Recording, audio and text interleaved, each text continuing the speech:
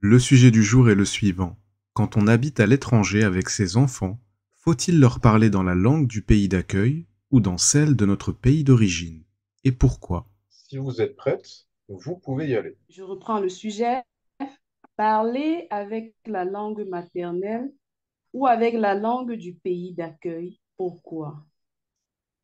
Euh, une langue est un système évolutif de signes linguistiques, vocaux, graphiques ou gestuels qui permet la communication entre les individus d'une communauté à l'autre.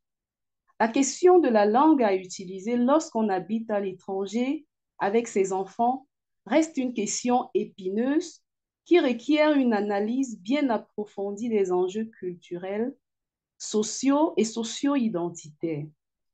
En effet, l'adoption de la langue locale comme moyen de communication avec les enfants peut être considérée comme une stratégie d'intégration facilitant leur insertion dans le pays d'accueil. Bien plus, l'utilisation de la langue locale permet aux enfants de mieux appréhender leur environnement, de côtoyer les autres et surtout de s'adapter plus aisément à la vie sociale et culturelle du pays d'accueil. Prenons l'exemple d'un enfant d'origine congolaise qui a été outillé dès son bas âge à l'utilisation du lingala comme langue maternelle ou du Sénégal a investi ses enfants dans le Wolof dès leur naissance. Une fois installés dans un pays étranger francophone, notamment le Canada, l'insertion devient de plus en plus complexe. Pour cela, les parents, pour trouver un certain équilibre entre l'apprentissage de la langue locale et la préservation de la langue maternelle, peuvent mettre en place une stratégie bilingue en encourageant l'enfant à utiliser les deux langues. Cela peut se faire par des activités interculturelles telles que des échanges avec des familles locales ou des visites de musées, de monuments historiques, afin d'encourager l'enfant à s'ouvrir à différentes cultures. Par ailleurs, il est important de ne pas sous-estimer l'importance de la langue maternelle dans la construction de l'identité et de la culture de l'enfant.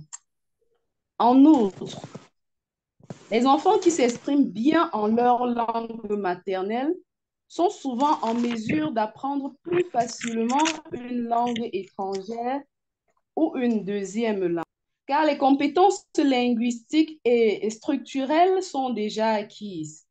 La langue maternelle permet à l'enfant de mieux comprendre et de valoriser ses racines culturelles, de maintenir des liens forts avec sa famille et sa communauté d'origine. En définitive, le choix de la langue dépend des objectifs individuels de chaque famille. Toutefois, il est essentiel de trouver un équilibre entre l'apprentissage de la langue locale et la préservation de la langue maternelle afin de garantir le développement harmonieux de l'enfant sur le plan culturel et identitaire. Merci. Merci à vous. C'était un super passage. C'était très intéressant. Vous avez bien structuré votre Merci. passage. On a eu une intro, une reformulation du sujet. Vous avez poursuivi par votre argumentaire et vous avez terminé par une conclusion. Donc au niveau de la structure, on est très bien.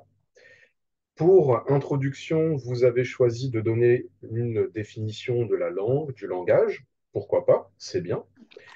Il y a pas mal de petites expressions que j'ai bien aimées. Une question épineuse qui requiert une analyse, ta, ta, ta, ta, ta. C'est très bien dit. Qu'est-ce qu'on a d'autre? Donc, ça permet aux enfants de mieux appréhender leur environnement. Vous avez donné des exemples euh, pour, euh, pour étayer vos arguments, donc ça, c'est très bien également. Les connecteurs logiques sont très bien. En outre, par exemple, pardon, c'est du très bon boulot. Du très très bon boulot. Merci. Merci.